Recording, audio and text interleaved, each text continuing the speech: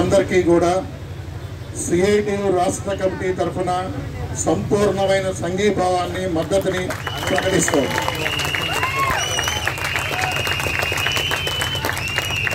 నేను ఈ ధర్నా చౌక్లో మీరు ప్రారంభించినప్పుడు మొన్న కూడా వచ్చా.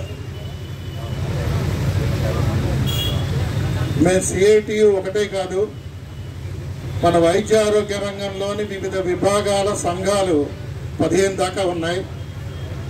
ఆ సంఘాలన్నిటికీ కూడా గౌరవ అధ్యక్షుడు 108, 104, 102 national health mission, second ANMs, NHM staff nurses, Ayush, తల్లి బిడ్డ ఎక్స్ప్రెస్, అట్లాగే NTEP ఈ విభాగాలను MLHPలో కూడా ఒక విభాగానికి సంబంధించి నేను బాధ్యత వాళ్ళందరి తరఫున కూడా మీకు సంఘీభావాన్ని తెలియజేస్తున్నాను. మీ పోరాటానికి రాబోయే కాలంలో వైద్య ఆరోగ్య రంగంలో ఉన్న ఇతర పారామెడికల్ సిబ్బంది అంతా కూడా మీతో పాటు నిలబడతారు అని చెప్పి ఈ సందర్భంగా మీకు హామీ. పోరాటం ఏది కూడా వృధా పోదు, గుర్తుంచుకోండి. చిన్న చిన్న అభిప్రాయ భేదాలు డిఫరెన్స్లో ఉండొచ్చు, తప్పేమీ లేదు. అల్టిమేట్గా ఒక యునానిమస్ అభిప్రాయంతో ముందుకు వెళ్ళడానికే ఇవన్నీ కూడా జరుగుతాయి. అయితే మన పోరాటాన్ని కొనసాగించే క్రమంలో మన మధ్య చీలికలు తేయడానికి రకరకాల ప్రయత్నాలు జరుగుతాయి. ఆ ప్రయత్నాలు మనలో ఉన్న కొంతమంది చేయొచ్చు, బయట వ్యక్తులు కావచ్చు.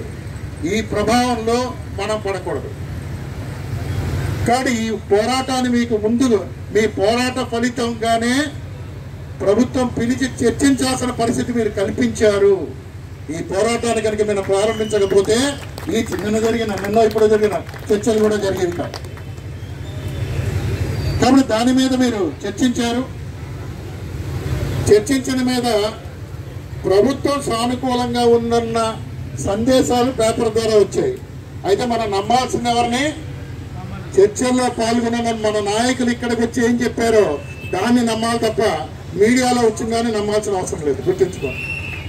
ఫైనల్గా అల్టిమేట్గా మన వాళ్ళు చెప్పింది మీ కమిటీగా చర్చించుకొని మీ కమిటీకి ఆమోదయోగ్యమైన ఒక పరిష్కారం లభించేదాకా మన పోరాటాన్ని కొనసాగించాల్సిందే. ఇది మాత్రం మనందరూ దృష్టిలో కూడా ఉండాలి. కానీ మనలో